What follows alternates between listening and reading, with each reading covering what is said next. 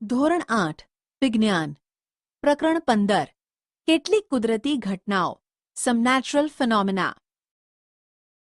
ધોરણ 7માં તમે પવન, વાવાઝોડા અને ચક્રવાત વિશે શીખી ગયા છો. તમે શીખ્યા હતા કે વાવાઝોડું માનવ જીવન તથા સંપત્તિને પુષ્કળ નુકસાન પહોંચાડે છે. તમે એ પણ શીખ્યા કે કેટલીક હદ સુધી તમે તમારી જાતને આ વિનાશક ઘટનાઓથી બચાવી શકો છો. આ પ્રકરણમાં આપણે બીજી 2 વિનાશક ઘટનાઓ વિશે ચર્ચા કરીશું. તે વીજળીનું પડવું તથા ભૂકંપ છે.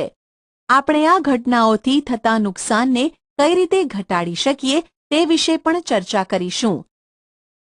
વીજળી લાઇટનિંગ. જ્યારે વાયરો ઢીલા થઈ જાય ત્યારે વીજળીના થાંભલા પર તણખા થતાં તમે જોયા હશે. જ્યારે પવન ફૂંકાવાને લીધે વાયરો હલતા હોય ત્યારે આ ઘટના ખૂબ જ સામાન્ય છે. જ્યારે સોકેટની અંદર પ્લગ ઢીલો હોય ત્યારે તેમાં પણ તણખા થતાં તમે જોયા હશે. વીજળી પણ એક મોટા પાયે થતો વિદ્યુત તણખો જ છે.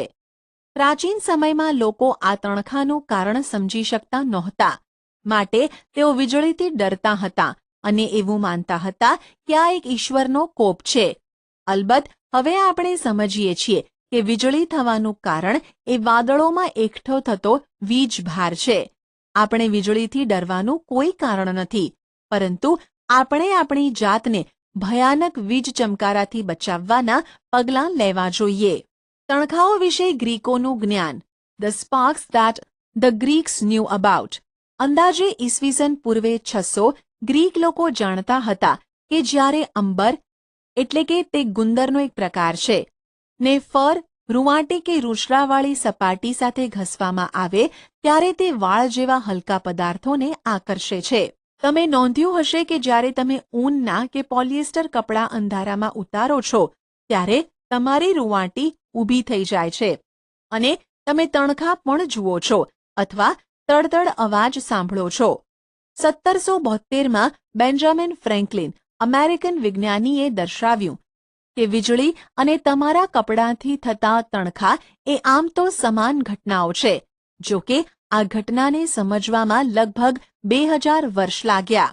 મને આશ્ચર્ય થાય છે કે શા માટે આ ઘટનાની સમાનતા સમજવામાં આટલા વર્ષો લાગ્યા. વૈજ્ઞાનિક શોધો એ ઘણા બધા લોકોની સખત મહેનતનું પરિણામ હોય છે. ઘણીવાર તે ખૂબ વધુ સમય લેતી હોય છે. હવે આપણે વીજભારના કેટલાક ગુણધર્મોનો અભ્યાસ કરીએ. આપણે એ પણ જોઈશું કે તે આકાશમાં થતા વીજળી સાથે કઈ રીતે સંબંધિત છે. ચાલો વીજભારની પ્રકૃતિ સમજવા માટે થોડી પ્રવૃત્તિઓ કરીએ. પણ આ અગાઉ તમે જે રમત તરીકે રમ્યા છો તે યાદ કરો. જ્યારે તમે પ્લાસ્ટિકની ફૂટપટ્ટીને તમારા કોરા વાળ સાથે ઘસો છો ત્યારે ફૂટપટ્ટી કાગળના નાના ટુકડાઓને આકર્ષી શકે છે. ઘસવાથી વીજભારની ઉત્પત્તિ. Charging by rubbing. પ્રવૃત્તિ 15.1. બોલપેનની વપરાયેલી રિફિલ લઈ તેને જોરથી પોલિથીનના ટુકડા સાથે ઘસો. તેને કાગળના નાના ટુકડાઓ નજીક લાવો. એ ધ્યાન રાખો કે રિફિલનો ઘસેલો ભાગ તમારા હાથને કે ધાતુની વસ્તુને અડકે નહીં. આ પ્રવૃત્તિનું સૂકા પાંદડાના નાના ટુકડા, ફોતરા તથા રાઈના દાણા સાથે પુનરાવર્તન કરો. તમારા અવલોકનો નોંધો. જ્યારે પ્લાસ્ટિકની રિફિલને પોલિથીન સાથે ઘસવામાં આવે છે ત્યારે તે વીજભાર મેળવે છે. આ જ રીતે જ્યારે પ્લાસ્ટિકના કાંસકાને કોરા વાળ સાથે ઘસવામાં આવે છે ત્યારે તે થોડો વીજભાર મેળવે છે. આવા પદાર્થોને વીજભારિત પદાર્થો એટલે કે ચાર્જ્ડ ઓબ્જેક્ટ્સ કહે છે. રિફિલ અને પ્લાસ્ટિકના કાંસકાને વીજભારિત કરવાની પ્રક્રિયામાં પોલિથીન અને વાળ પણ વીજભારિત થાય છે. ચાલો તમે જાણતા હો તેવા કેટલાક પદાર્થોને વીજભારિત કરવાની કોશિશ કરીએ. વીજભારના પ્રકારો અને તેની આંતરક્રિયા. Types of charges and there interaction. કોષ્ટક 15.1 માંથી કેટલાક પદાર્થોને આપણે હવેની પ્રવૃત્તિ માટે પસંદ કરીશું. પ્રવૃત્તિ 15.3. અ. 2 ફુગ્ગાઓ ફૂલાવો. તેઓ એકબીજાને અડે નહીં તે રીતે લટકાવો. બંને ફુગ્ગાને ઊનના કપડા વડે ઘસો અને પછી છોડી દો. તમે શું નિરીક્ષણ કર્યું? હવે ચાલો આ પ્રવૃત્તિને વપરાયેલી રિફિલ લઈને ફરીથી કરીએ. એક રિફિલને પોલિથીન સાથે ઘસો.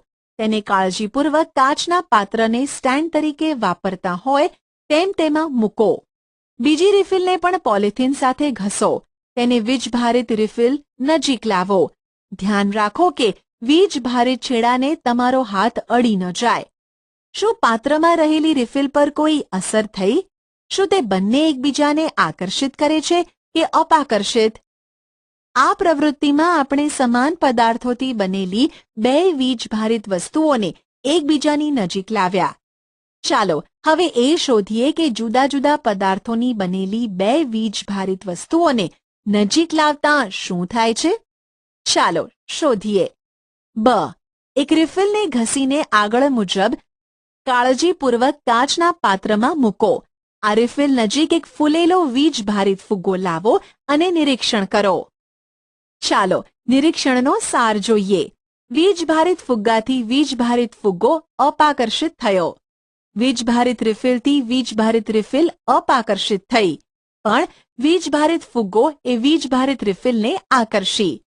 શું તે એવું દર્શાવે છે કે ફુગ્ગા પર રહેલો વીજભાર એ રિફિલ પર રહેલા વીજભારથી જુદો છે? તો શું આપણે એવું કહી શકીએ કે વીજભાર બે પ્રકારના હોય છે?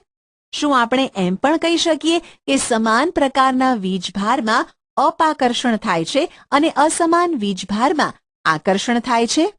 સામાન્ય રીતે જ્યારે કાચના સળિયાને રેશમ સાથે ઘસવામાં આવે ત્યારે તેના વીજભારને ધન તરીકે લેવામાં આવે છે. બીજા પ્રકારના વીજભારને ઋણ તરીકે લેવાય છે. એવું જોવામાં આવ્યું છે કે જ્યારે વીજભારિત કાચના સળિયાને પોલિથીન સાથે ઘસેલી પ્લાસ્ટિકની સ્ટ્રો નજીક લાવવામાં આવે ત્યારે બંને વચ્ચે આકર્ષણ થાય છે. પ્લાસ્ટિકની સ્ટ્રો પર રહેલા વીજભારના પ્રકાર વિશે તમારું શું માનવું છે? પ્લાસ્ટિકની સ્ટ્રોનો વીજભાર ઋણ હશે એવું તમારું અનુમાન સાચું છે. ઘસવાથી ઉત્પન્ન થતા વીજભાર સ્થિર એટલે કે સ્ટેટિક હોય છે. તેઓનું જાતે વહન થતું નથી. જ્યારે વીજભારોનું વહન થાય છે ત્યારે તે વિદ્યુત પ્રવાહ સર્જે છે. ધોરણ 6 થી તમે વિદ્યુત પ્રવાહ વિશે વાંચી રહ્યા છો. વિદ્યુત પરિપથમાં રહેલા જે વિદ્યુત પ્રવાહને લીધે બલ્બ પ્રકાશિત થાય છે કે જે પ્રવાહને લીધે વાયર ગરમ થાય છે તે બીજું કાંઈ જ નહીં પરંતુ વીજભારનું વહન છે. વીજભારનું વહન ટ્રાન્સફર ઓફ ચાર્જ પ્રવૃત્તિ 15.4. એક જામની ખાલી બોટલ લો. બોટલના મુખ કરતાં થોડો મોટો એક કાર્ડબોર્ડનો ટુકડો લો. તેમાં ધાતુની પેપર ક્લિપ ઘૂંસાડી શકાય તેટલું એક છિદ્ર કરો. આકૃતિ 15.4માં દર્શાવ્યા મુજબ પેપર ક્લિપને ખોલી નાખો. લગભગ 4 સેન્ટીમીટર ગુણ્યા 1 સેન્ટીમીટરની બે એલ્યુમિનિયમ ફોઇલની પટ્ટી કાપો. તેને દર્શાવ્યા મુજબ પેપર ક્લિપ ઉપર લટકાવો. પેપર ક્લિપને કાર્ડબોર્ડમાં એવી રીતે ઘુસાડો જેથી તે લંબરૂપે રહે. એક રિફિલને વીજભારિત કરી તેને પેપર ક્લિપના છેડાને અડાડો. શું થાય છે તેનું નિરીક્ષણ કરો. શું ફોઇલની પટ્ટીઓ ઉપર કંઈ અસર થઈ? શું તેઓ એકબીજાથી અપાકર્ષિત થાય છે કે આકર્ષિત? હવે પેપર ક્લિપના છેડા વડે બીજા વીજભારિત પદાર્થોને અડો. શું બધા જ કિસ્સામાં પટ્ટીઓ સમાન રીતે વર્તે છે? શું આ સાધનને બીજા પદાર્થો વીજભારિત છે કે નહીં તે જાણવા માટે ઉપયોગમાં લઈ શકાય? શું તમે સમજાવી શકશો કે શા માટે પટ્ટીઓ એકબીજાને અપાકર્ષિત કરે છે? પેપર ક્લિપ મારફતે એલ્યુમિનિયમ ફોઇલની પટ્ટીઓને તે જ વીજભાર મળે છે. યાદ રાખો કે ધાતુઓ વિદ્યુતની સુવાહક હોય છે. જે પટ્ટી સમાન વીજભાર ધરાવે છે તે એકબીજાને અપાકર્ષે છે અને એકદમ પહોળી થઈ જાય છે. આવા સાધનનો ઉપયોગ કોઈ પદાર્થ વીજભારિત છે કે નહીં તે ચકાસવા માટે થાય છે. આ સાધનને ઇલેક્ટ્રોસ્કોપ કહે છે. આથી આપણે જાણ્યું કે વીજભારિત પદાર્થ પરથી ધાતુના સુવાહક મારફતે બીજા પદાર્થ સુધી વીજભારનું વહન કરી શકાય છે. હાથ વડે પેપર ક્લિપના છેડાને ધીમેથી અડકો અને તમને ફોઇલની પટ્ટીઓમાં ફેરફાર જણાશે. તેઓ પોતાની મૂળભૂત સ્થિતિમાં આવી જશે. ફોઇલની પટ્ટીને વીજભારિત કરવાની અને પેપર ક્લિપને અડવાની ક્રિયાનું પુનરાવર્તન કરો. દરેક વખતે તમે નોંધશો કે જેવા તમે હાથ વડે પેપર ક્લિપને અડો છો કે તરત જ તે ફોઇલની પટ્ટીઓ મૂળભૂત સ્થાન પર આવી જાય છે. આવું શા માટે થાય છે? આમ થવાનું કારણ એ છે કે ફોઇલની પટ્ટીઓ પોતાનો વીજભાર તમારા શરીર મારફતે પૃથ્વીમાં ગુમાવે છે. આપણે કહી શકીએ કે ફોઇલની પટ્ટીઓ વિદ્યુત વિભારિત એટલે કે ડિસ્ચાર્જ્ડ થઈ. વીજભારિત પદાર્થથી પૃથ્વીમાં વીજભારના વહનની ક્રિયાને અર્થિંગ કહે છે. વિદ્યુત પ્રવાહના કોઈ પણ પ્રકારના લીકેજને કારણે ઇલેક્ટ્રિક શોકથી આપણને બચાવવા માટે ઇમારતો પર અર્થિંગ લગાડવામાં આવે છે. વીજળીની વાર્તા, ધ સ્ટોરી ઓફ લાઇટનિંગ. ઘસવાની ક્રિયાથી ઉત્પન્ન થતા વીજભારના સંદર્ભે હવે વીજળી વિશે સમજાવવું શક્ય છે. ધોરણ 7માં તમે શીખ્યા છો કે ગાજવીજ સાથે તોફાન થતાં હવાના પ્રવાહો ઉપર તરફ જાય છે જ્યારે પાણીના ટીપાં નીચે પડે છે. આ ઝડપી હિલચાલથી વીજભારનું વિભાજન થાય છે. એક પ્રક્રિયા કે જે હજી સુધી પૂરી સમજી શકાઈ નથી.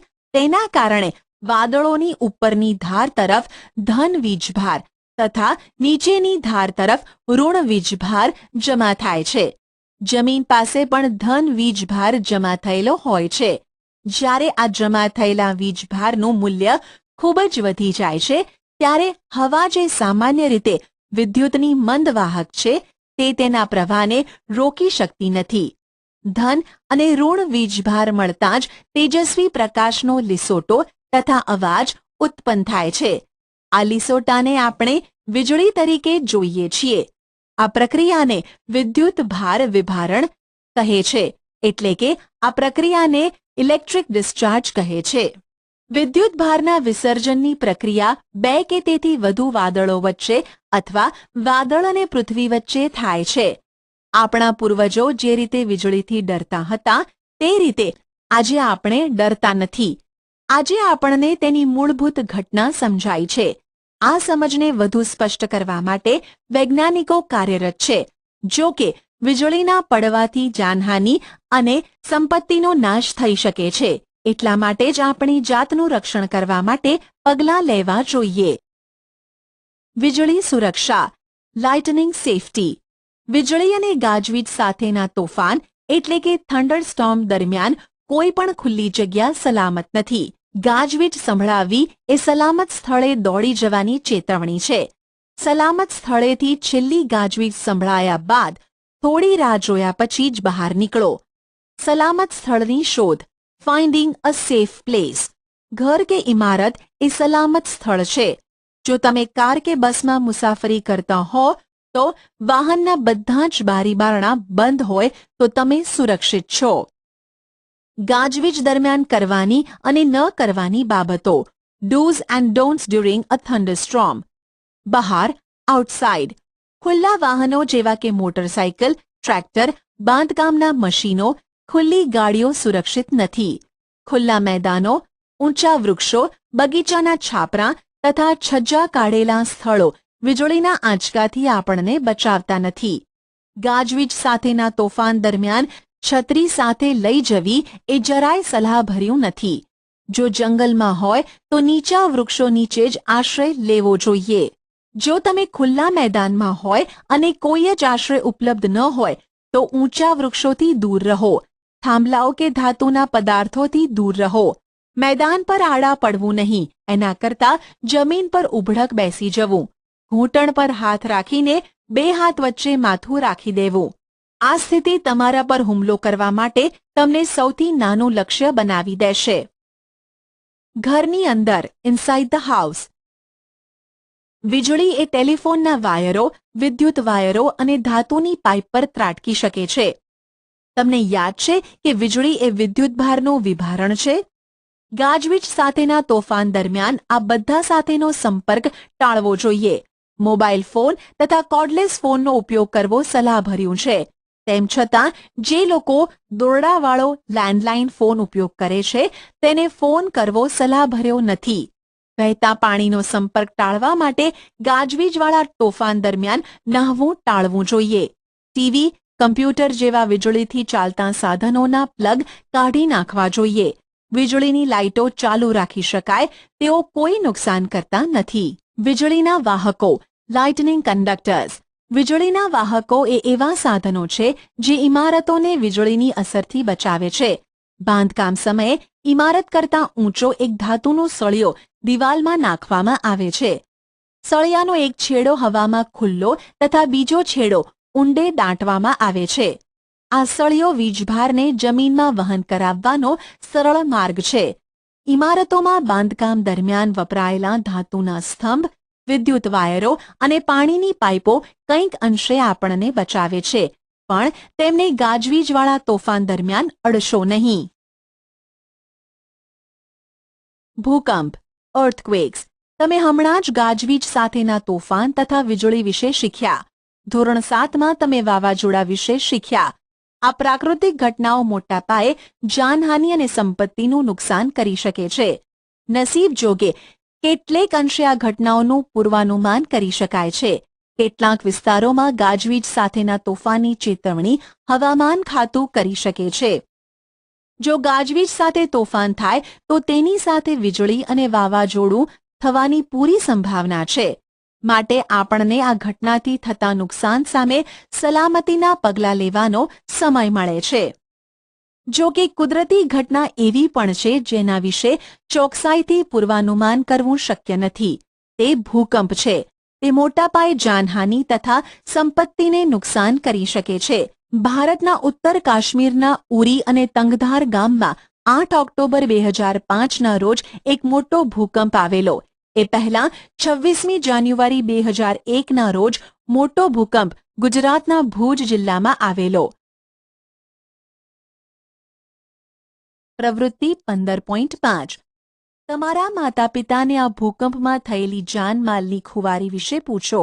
તે દિવસોના સમાચારપત્રો કે સામાયિકોમાંથી ભૂકંપ દ્વારા થયેલા નુકસાનના થોડા ચિત્રો એકઠા કરો. ભૂકંપ દરમિયાન અને પછી લોકોની વેદના વર્ણવતો ટૂંકો અહેવાલ તૈયાર કરો. ભૂકંપ શું છે? એ આવે ત્યારે શું થાય? તેની અસરોને ઘટાડવા શું કરવું જોઈએ? આ એવા થોડા પ્રશ્નો છે જેની આપણે નીચે ચર્ચા કરીશું. ભૂકંપ શું છે? What is an earthquake? પૃથ્વીનું અચાનક હલવું કે ધ્રુજવું એ ભૂકંપ છે, જે ખૂબ થોડા સમય સુધી થાય છે. પૃથ્વીના પેટાળમાં ખૂબ ઊંડે થતા વિક્ષોભ એટલે કે ડિસ્ટર્બન્સને કારણે તે થાય છે. ભૂકંપ આખી પૃથ્વી પર દરેક સમયે થાય છે. તેઓ નોંધાતા પણ નથી. મોટા ભૂકંપ ખૂબ ઓછી વાર થતાં જોવા મળે છે.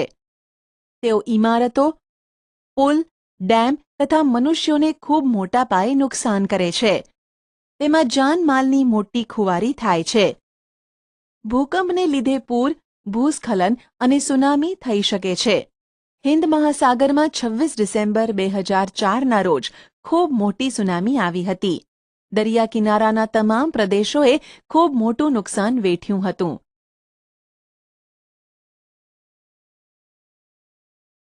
પ્રવૃત્તિ 15.6. દુનિયાનો રેખાંકિત નકશો લો. ભારતમાં પૂર્વ કિનારો તથા આંદામાન નિકોબાર ટાપુઓ દર્શાવો. હિન્દ મહાસાગરની આજુબાજુ રહેલા અન્ય દેશો કે જ્યાં નુકસાન થયું હોય તે દર્શાવો. તમારા માતા પિતા, વડીલો કે અડોશ પડોશમાંથી ભારતમાં સુનામીને લીધે થયેલી બરબાદીની માહિતી મેળવો. ભૂકંપ શાથી થાય છે? What causes an earthquake? મારા દાદી મને કહેતા કે પૃથ્વી બળદના શિંગડા પર સંતુલિત કરેલી છે અને જ્યારે બળદ તેને બીજા શિંગડા પર ફેરવે છે ત્યારે ભૂકંપ આવે છે. આ કઈ રીતે સાચું હોય? પ્રાચીન સમયમાં લોકોને ભૂકંપના સાચા કારણની ખબર ન હતી.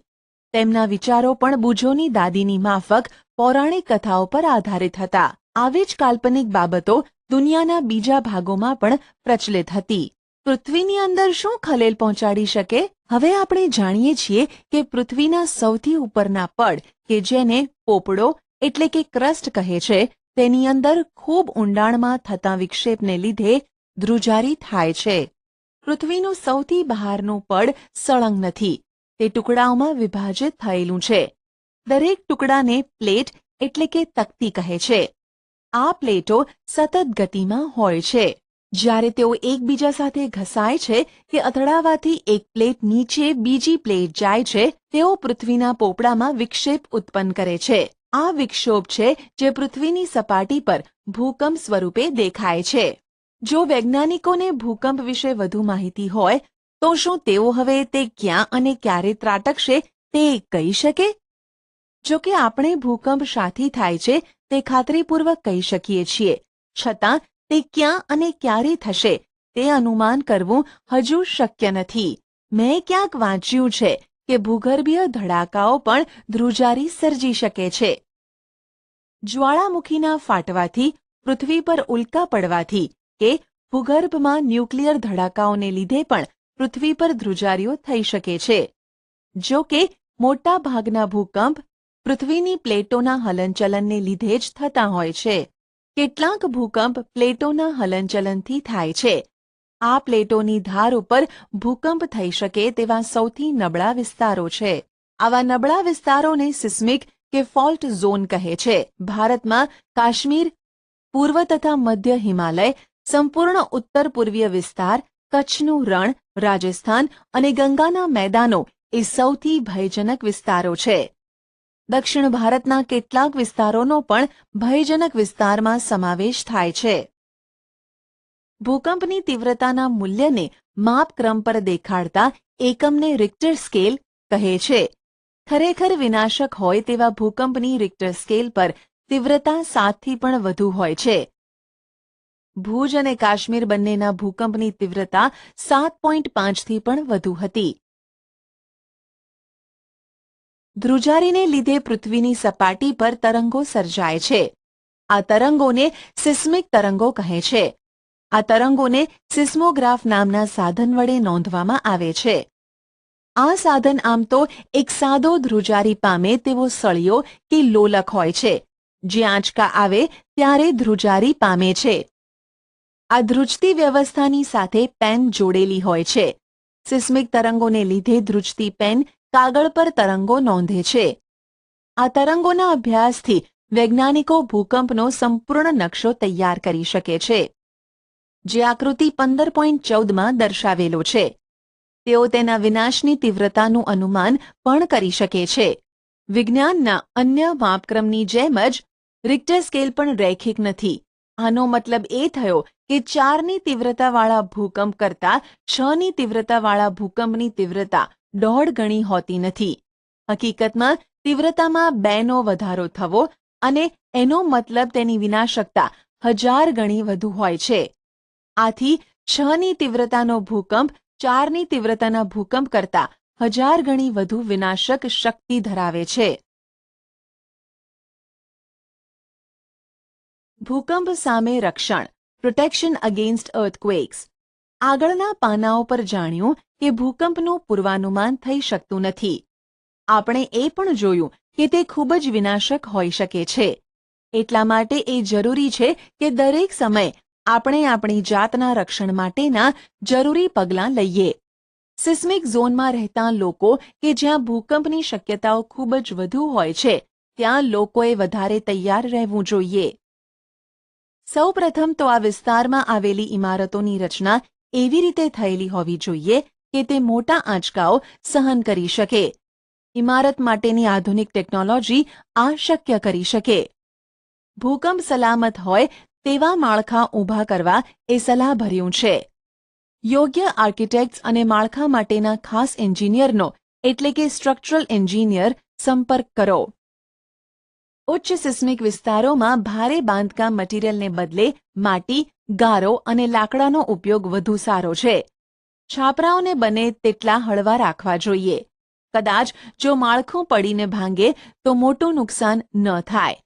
કબાટ અને છાજલીઓ દિવાલ સાથે લગાડેલા હોય તો સારું પડે, જેથી તે સરળતાથી પડી ન જાય.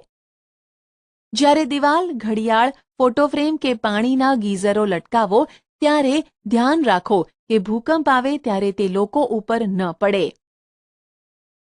કેટલીક ઇમારતોમાં ભૂકંપ સમયે આગ લાગે છે, માટે જરૂરી છે કે બધી ઇમારતો, ખાસ કરીને ઊંચી ઇમારતોમાં અગ્નિશામકો ચાલુ સ્થિતિમાં હોય.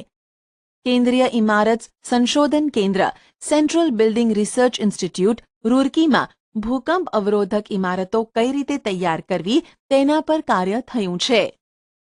ગુજરાતમાં ભૂકંપ પર સંશોધન કરતી સંસ્થા ISR institute of seismographic research Gandhinagar મુકામે આવેલ છે. ભૂકંપ થવાની ઘટનામાં તમારી જાતને બચાવવા નીચેના પગલાં લો. 1. જો તમે ઘેર હો તો ટેબલ નીચે આશ્રય લો અને ધ્રુજારી બંધ થાય ત્યાં સુધી તે જગ્યાએ જ રહો.